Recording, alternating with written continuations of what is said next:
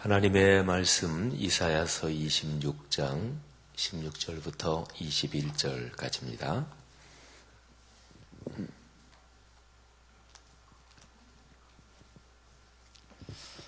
이사야서 26장 16절부터 21절까지 말씀 다 같이 봉독하겠습니다. 여호와여, 그들이 환난 중에 주를 앙모하여 싸우며 주의 징벌이 그들에게 임할 때에 그들이 간절히 주께 기도하였나이다. 여호와여, 잉태한 여인이 산기가 임박하여 산고를 겪으며 부르짖음같이 우리가 주 앞에서 그와 같으니이다. 우리가 잉태하고 산고를 당하였을지라도 바람을 낳은 것 같아서 땅의 구원을 베풀지 못하였고 세계의 거미를 출산하지 못하였나이다.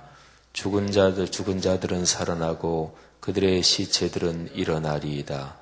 티끌에 누운 자들아, 너희는 깨어 노래하라. 주의 이슬은 빛난 이슬이니 땅이 죽은 자들을 내놓으리로다. 내 백성아, 갈지어다. 내 밀실에 들어가서 내 문을 닫고 분노가 지나가기까지 잠깐 숨을 지어다. 보라, 여호와께서 그의 처소에서 나오사 땅의 거민의 죄악을 벌하실 것이라. 땅이 그 위에 찾았던 피를 드러내고 그 살해당한 자를 다시는 덮지 아니하리라. 아멘. 하나님을 진짜로 사랑하고 또 주님을 진심으로 사모하고 바라는 사람들은 16절처럼 그렇게 행동합니다. 환난 중에도 주를 앙모합니다. 그리고 주님께 매를 맞을 때, 주님의 징벌이 그들에게 임할 때, 그때 주님께 간절히 기도합니다. 신앙생활은 주님이 중심이고, 그리고 우리가 중심이신 주님께 예배하고 주님을 따라가는 거죠.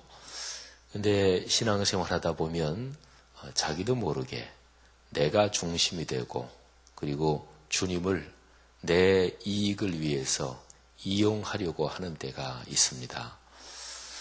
그거를 그리스도인들 중에서 알고서야 또 계속적으로 그렇게 하는 사람이 어디 많이 있겠습니까마는, 근데 자기도 모르게 그렇게 되는 때가 많습니다.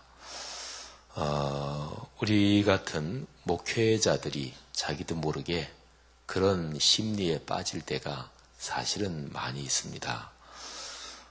오늘 여기 16절 말씀, 환난 중에도 주님을 앙모하고 또 주님께 매를 맞을 때에 그때 주님께 간절히 기도하는 이 말씀을 한번 잘 묵상해 보시면 내 신앙을 점검할 수도 있을 것입니다. 주님이 우리의 삶에서 중심이 되기를 주의 이름으로 권면합니다. 17, 18절은 아주 참 중요한 말씀을 기록하고 있는데요. 17, 18절에 담긴 몇 가지 메시지를 이렇게 정리할 수 있습니다. 첫째로, 삶에는 누구에게나 고통이 있다.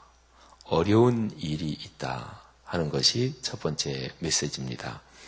그 어려움을 잉태한 여인이 산통을 경험하고 또 출생 시에 많은 고통을 경험하는 그런 것으로 비유를 했습니다. 우리는 살면서 누구나 다 경제적으로 좀 더 부유해지고 또 내가 원하는 일이 좀 더 원만하게 이루어지고 또 내 자녀들이 원만하게 사회적으로 잘 성공하기를 누구나 다 바랍니다.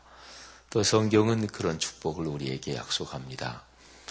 목사로서 살아가면서 가장 기쁠 때, 가장 행복할 때 그런 경우가 몇 가지가 있는데 그 중에 하나는 성도들이 잘 된다는 얘기를 들으면 진짜로 좋아요. 아주 너무나 좋습니다. 성도들이 어디 시험에 합격했다든지 아니면 사업 어떤 건 때문에 계속 기도하고 있었는데 그게 잘 됐다든지 아니면 성도들 자녀들이 어디 외국에서 공부하고 있는 자녀들이 학위가 끝났다든지 하여튼 그런 얘기를 들으면 참 기분이 좋습니다. 얼마 전에도 우리 교회 어떤 젊은 내외관인데 큰 아이가 중학교 1학년인가 2학년인가 그래요. 근데 아이가 아주 영특합니다. 그래서 어렸을 때부터 영재 교육이나 뭐 이런 거를 좀 받고 그랬는데 전국 단위 수학 경시대회에 나가서 전국 단위에서 뭐 얼마나 또 그렇게 똑똑한 아이들이 많이 오겠어요. 근데 거기에서 1등을 했대요. 얼마나 감사한지. 그래서 저한테 문자 메시지를 보냈어요. 목사님 그 아이가 그렇게 됐다고. 그래서 목사님께 먼저 알려드리려고 문자 드렸다고. 아유, 꼭 진짜 제 아이 그렇게 된 것처럼 너무나 행복하더라고요. 여러분, 삶에는 어려움이 있는데 그 어려움은 해결되기 위해서 있습니다. 이건 아주 중요합니다. 우리가 하나님을 하나님이 살아계시다. 하나님이 성경에 말씀한 대로 좋으신 하나님이시다. 그거 믿으시지요? 좋으신 하나님 믿으십니까? 그럼요. 그리스도인이 그거 믿어야죠. 근데 그렇다면 하나님은 우리의 삶에 고통과 어려움, 그게 끝나지 않을 고통과 어려움을 주시지는 않습니다. 제가 어제 CBS 기독교 텔레비전 세상을 이기는 지혜 솔로몬 이런 프로그램 거기에서 제가 가서 강연을 좀 하느라고 근데 거기 이제 MC로 나온 그 세 사람 우리 여자분 두 분이고 남자분 한 분, 세 분이 말하자면 트리플 MC로 그렇게 하고 제가 이제 강의하고 잠깐 강연에 대해서 토크하고 그러는 프로그램인데 근데 서로가 이제 얘기를 하는데 그 MC 중 여자분 한 분이 제가 이제 강연한 거 그거하고 연관해서 무슨 얘기를 하는데 그분 얘기가 명문장이더라고요. 아주 참 멋있는 얘기를 해요. 그래서 진짜 멋있는 얘기를 하셨다고. 거기에 이제 방청객으로 TV 보통 이런 녹화할 때 방청객 있는 그런 분들도 좀 있고 그랬는데 지금 이분이 얘기한 거는 아주 진짜로 메모하고 밑줄 쳐야 될 얘기라고. 근데 무슨 얘기를 하냐면 삶의 고통을 보통 터널로 비유도 하잖아요. 그죠? 그래서 터널을 통과하는 것 같은 그런 삶의 고통스러운 데가 있습니다. 근데 터널은 지름길이다. 이런 얘기입니다. 여러분은 별로 감동이 안 되시는 모양이네요. 저는 어제 그 MC가 그 얘기를 하길래 진짜 명문장이라고. 터널은 지름길이죠. 예를 들어서 산이 이렇게 있는데 거기를 이제 빨리 지나가느라고 이 터널을 뚫어놓은 거니까 터널은 지름길이잖아요. 산 넘어가거나 돌아가지 않고. 그래서 제가 그 얘기 하도 감동적이라서 그걸로 짤막한 글도 제가 어제 이렇게 와서 썼는데 삶의 고통은 터널과 같지만 그런데 고통은 어떻게 보면 수업료가 비싼 인생의 고급 과정이라고 얘기할 수 있습니다. 여러분 어떤 과정이든 좋은 데면 비쌉니다. 비용이. 예를 들면 음식도 고급 음식은 비싸잖아요. 그죠? 여자분들 머리 이렇게 하는데 뭐 아주 유명한 미용사가 있다. 그런데 더 비싸잖아요. 옷도 원단이 좋고 뭐 등등 하면은 더 비싸고 뭐 어떤 사람이 운동을 배우는데 그런데 아주 세계적인 선수한테서 세계적인 코치한테서 운동 배운다. 그러면 더 비싸거든요. 그러니까 삶의 고통은 수업료가 좀 비싼 고급 과정이라고 생각을 하고 우리가 생각을 잘 가지면 그 삶의 고통 때문에 다른 사람보다 더 빨리 배울 수가 있습니다. 그게 말하자면 지름길인 거지요. 오늘 여기 17, 18절에 사람이 살면서 당하는 고통과 어려움을 산통에 비유하는데 하여튼 사람에는 누구에게나 다 어려움이 있다. 그래서 보통 세상 사람들이 다 바라는 경제적인 넉넉함, 자녀들의 원만함, 사회적인 성공 그런 게 남부럽지 않게 다 잘된 사람들 또 지금도 잘 되고 있고 그래도 고통과 어려움이 있습니다. 사람은 물질로만 사는 사람이 아니기 때문에 심리적인 상황이 사람에게 무지무지하게 중요하지요. 또 인간관계의 상황이 삶에서 무지무지하게 중요하지요. 보통 바라는 외적으로 다원말하고 성공했다 그래서 인간관계에 어려움이 없나요?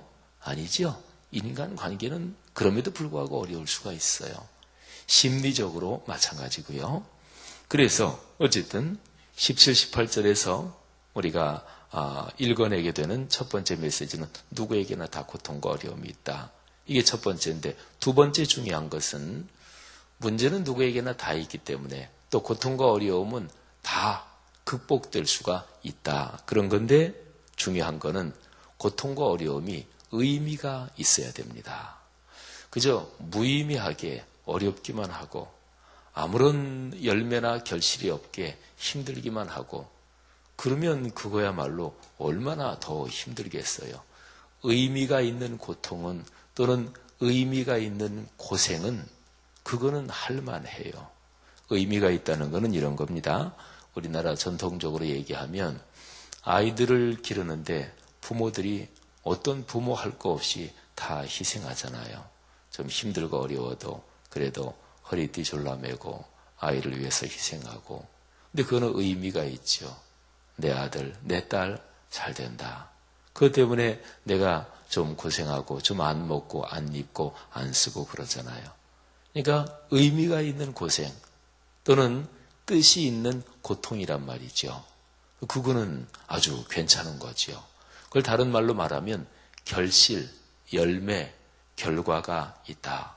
고통이나 어려움이나 또는 내가 잘못해서 그래서 하나님 앞에 매를 맞는 것이든 뭐든 다 상관없어요. 내가 잘못한 것이든 아니면 상황이 그래서 다가오는 어려움이든지 간에 고통이나 어려움이나 고난이나 또는 힘든 시절을 거치면서 의미가 있으면 돼요. 열매, 결실, 결과가 있으면 돼요. 그러면 할만한 거죠. 더군다나 고통과 고난은 없는 사람은 아무것도 없으니까. 오늘 여기 말씀을 보세요. 여기에 이사야 선지자는 자기 민족의 어려움, 죄악 이런 거하고 연관해서 깊이 회개하는 기도를 올리는데 그런데 18절에 산고를 당하였을지라도 그러니까 어려움과 고통을 겪는데 그런데 의미가 없는 것 같다. 바람을 낳은 것 같다. 땅의 구원을 베풀지 못하고 세계의 거미를 출산하지 못한다는 것이죠.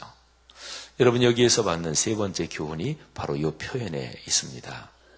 이사야 선지자가 지금 하나님의 거룩한 영의 감동으로 지금 이 말씀을 전하고 그러는 거니까 이 말씀에는 진리가 담겨 있을 거 아니겠어요?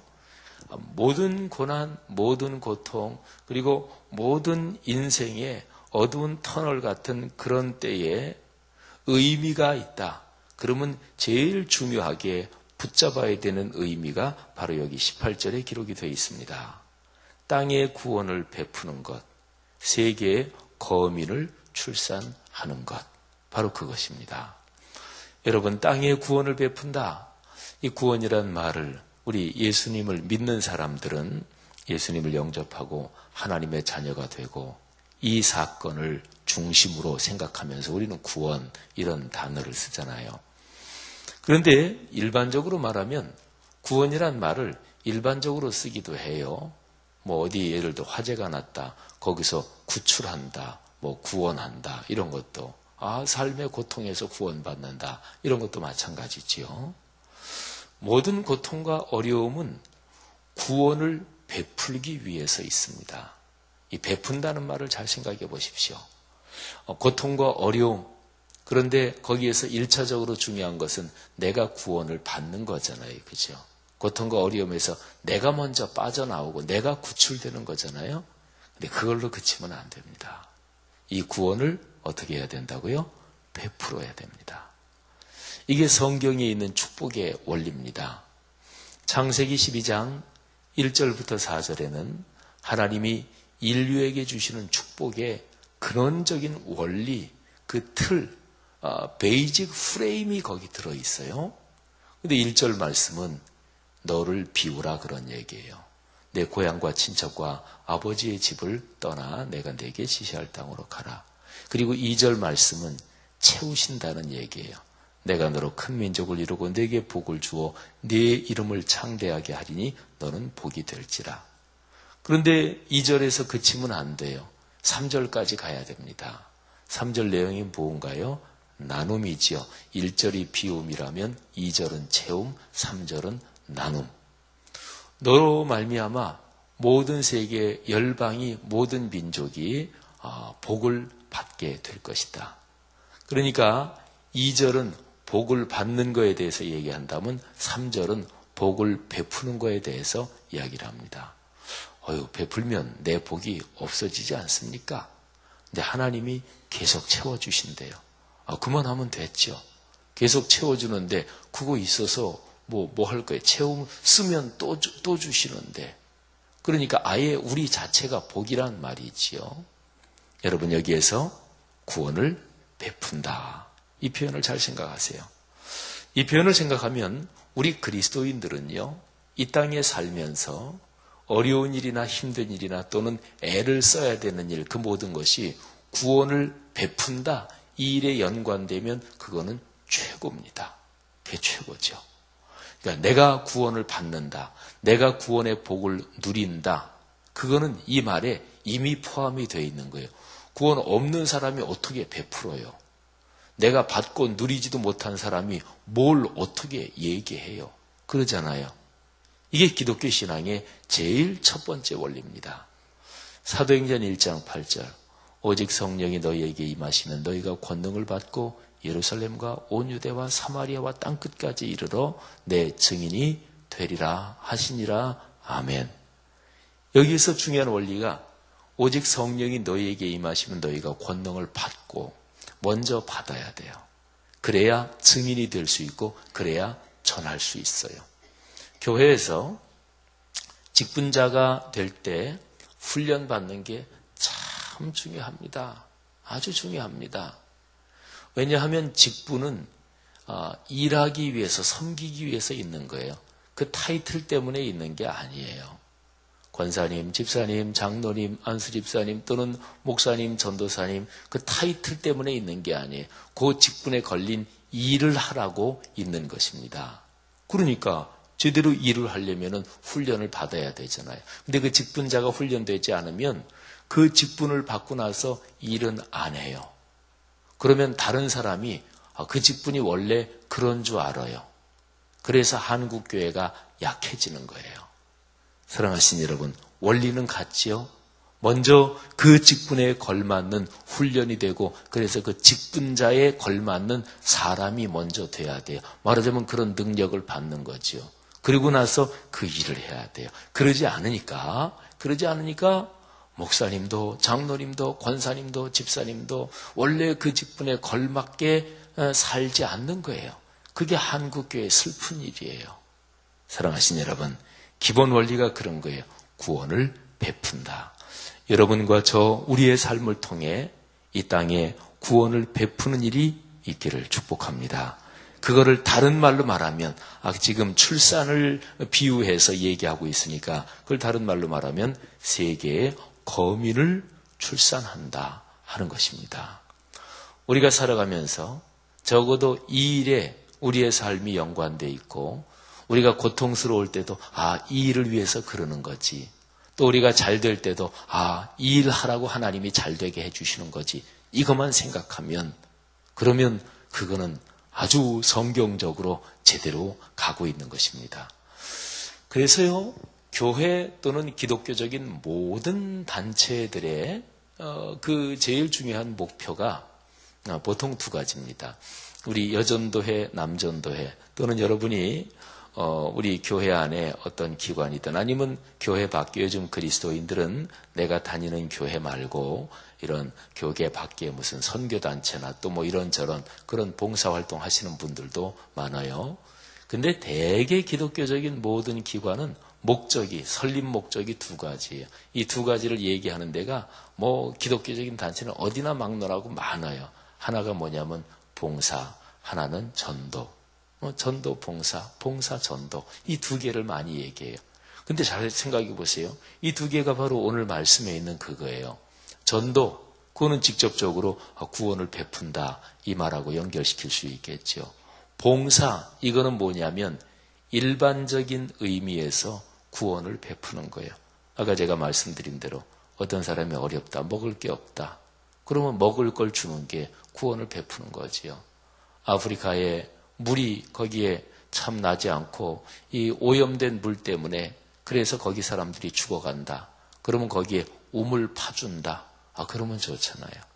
얼마 전에 우리 교회 어떤 가정이 상을 당해서 어르신이 소천하셨는데 장례가 다 끝나고 사람들이 부조한 그거를 가족들이 얘기하면서 어머님의 유지가 뭔지는 제가 자세하게는 못 들었는데 자녀들이 얘기하기를 어머니의 유지도 있고 해서 그래서 그 들어온 걸 가지고 아프리카에 아마 우물 한 2개 정도 파줄 돈은 될 거라고 그러면서 대개 한 300에서 500 드는데 우물을 파주는 데 쓰고 싶다. 그래서 그런 데 알아가지고 연결을 시켰어요.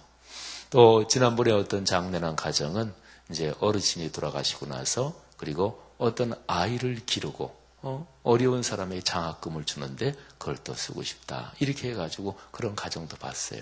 구원을 베푼 거지요. 하나님이 그 가문을 축복하시지 않을까요? 우린 보통 살면서 언제나 내가 이만큼 투자하면 오는 거를 생각해요. 근데 현실적으로 은행에 돈을 집어넣는다. 요즘 이율이 계속 낮은데 예를 들어서 어디가 여기가 1% 더 준다. 근데 우리는 보통요. 제1금융권이 제일 안전한데 제2금융권 뭐 이런 데에 이율이 다른 데보다 뭐 2%, 3% 높다. 그러면 대단한 거잖아요. 그러면은 대단하지만 위험 부담이 커요. 제1금융권이 제일 안전하지요. 근데 위험 부담이 커도 이만큼 높다는데 그래가지고 위험 부담이 큰데도 넣어요. 왜 넣어요? 그만큼 하면 투자하면 돌아오니까. 근데 신앙이 깊다는 건 뭐냐면 하나님께 투자해서 진짜 돌아온다. 그거를 믿는 게 신앙이 깊은 거예요. 예배의 자리를 지키면 복이 올까요? 물질적인 복도 올까요? 어쨌든 성경은 그렇다고 가르쳐요. 제가 여러분 교회 담임 목사가 신앙은 옆으로 제쳐놓고 그저 물질 축복만 받기를 원하고 기복주의적인 그런 신앙을 얼마나 싫어하는지 아시지요? 그래서 제가 일단은 물질 축복에 대해서 얘기한다. 그러면 제 나름대로는 정직하게 성경적으로 이거는 성경이 물질 축복을 이렇게 얘기한다. 그런 거를 제가 얘기하는 거예요. 그런데 예배의 자리가 예배 드리면은 영적으로 축복이 있고 심령이 평안하지 그것만일까요? 아니에요. 성경 그렇게 얘기하잖아요. 영과 정신과 물질은 다 통합니다. 예배의 자리를 지키면 하나님이 물질의 축복도 거기에 연결이 되어 있는 거예요. 하나님 앞에 내가 선한 일에 그렇게 헌금을 하고 아까 그런 가정들처럼 그러면 우리가 어디 투자해서 2% 3% 더 준다 그러면 하는데 그런데 진짜 쉬운 얘기로 말해서 그렇게 하나님 앞에 바치면 하나님이 나와 내 후손들에게 그 물질 바친 거에서 큰 열매가 맺힐까요? 맺히지 않을까요? 맺힌다고 저는 분명히 믿습니다. 이게 신앙이지요. 사랑하신 여러분. 제 거 아니에요 혹시? 가만있어 봐. 제 건 아니에요. 어떨 때는 막 소리가 나면 어떤 목사님이 설교할 때 설교하다 자꾸 소리 나서 근데 안 끄더래요. 그래가지고 왜 이렇게 안 끄냐고 좀 끄라고 그랬더니 그 목사님이 자기 옷 벗어놓은 거 자기 옷에서 이제 계획을. 사랑하신 여러분, 하나님께서 우리에게 주신 축복을 생각하십시오. 그거는 18절 말씀에 땅의 구원을 베푸는 것, 봉사 전도, 그건 바로 그걸 말해요. 여러분의 구체적인 삶에, 하루하루의 삶에 모든 일에 땅의 구원을 베풀고 세계의 거미를 출산하는 이 일이 연결되기를, 그래서 여러분의 가문 대대로 주의 축복이 넉넉하기를 간절히 축원합니다. 기도하겠습니다. 하나님 아버지 은혜 감사합니다. 오늘 여기 들은 참 귀한 말씀, 17, 18절 말씀, 구원을 베풀고 그리고 세계의 거민을 출산하는 이 일이 저와 우리들 가정들, 우리 자녀들의 삶, 그리고 우리 교회 공동체 한국교회에 있게 해 주옵소서. 그래서 하나님이 우리의 영육간 모든 삶에 넉넉하게 축복하시는 그 축복을 누리며 인생길을 걸어가도록 주여 축복해 주옵소서. 그 일에 축복의 확신을 가지는 우리 성도님들 되게 하옵소서. 그래서 가정 경제가 잘 되고 가족들이 참으로 성공적으로 인생길을 걸어가고 이웃을 도우며 복음을 전하며 그리고 심령에 큰 기쁨을 안고 살아가게 하옵소서. 예수 그리스도 이름으로 축복하며 기도 올립니다. 아멘.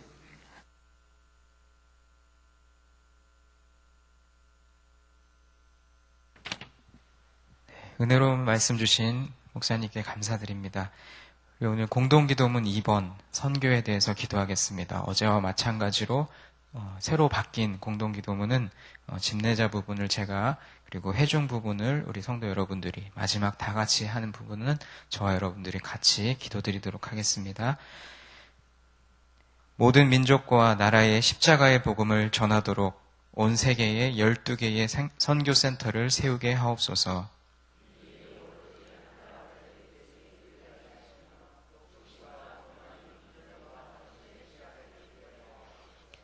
성경에 기록된 약속대로 주님께서 다시 오실 때까지 이 아름다운 발걸음이 강물처럼 들불처럼 이어지게 하시고 주님 뜻이면 어디든 순종하며 나가는 선교 공동체이게 하옵소서.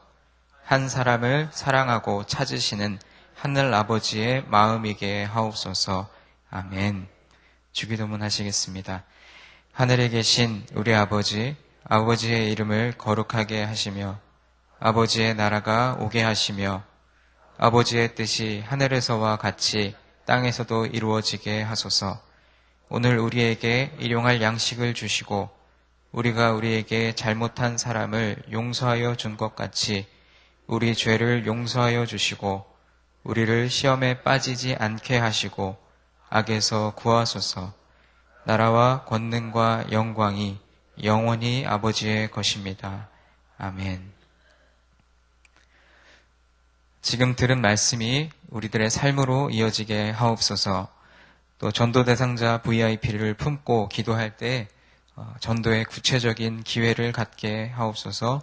오늘은 화요일입니다. 여전도의 각 교구 여전도의 기도회와 또 교구 전도팀들 헌신하는 여전도 회원들에게 하나님의 은혜를 더하여 주소서. 5월 한 달간 교육부에서 주관하는 다음 세대 사랑 축제 준비하는 교육부 위에 주의 은혜를 도와소서. 또 양육반을 통하여 주의 말씀을 깨달아 아는 역사가 나타나게 하옵소서. 마지막으로 한국의 리더들이 하나님을 두려워하게 하시고 높은 도덕성을 갖게 하옵소서. 여러 가지 기도의 제목과 또 각자 가지고 나오신 기도의 제목들 하나님 앞에 내어놓고 기도하실 때 기도를 들으시고 응답하시는 역사가 이루어질 줄 믿습니다. 다 함께 마음을 모아 기도하도록 하겠습니다. 사랑과 은혜가 충만하신 하나님 아버지 참으로 감사합니다. 하나님께서 우리 각자를 사랑하시고 또 오늘 이 새벽에 우리를 깨워주시고 하나님께 예배드리는 이 자리로 우리를 불러주시고 하나님께 예배할 수 있도록 함께 하신 것 참으로 감사합니다.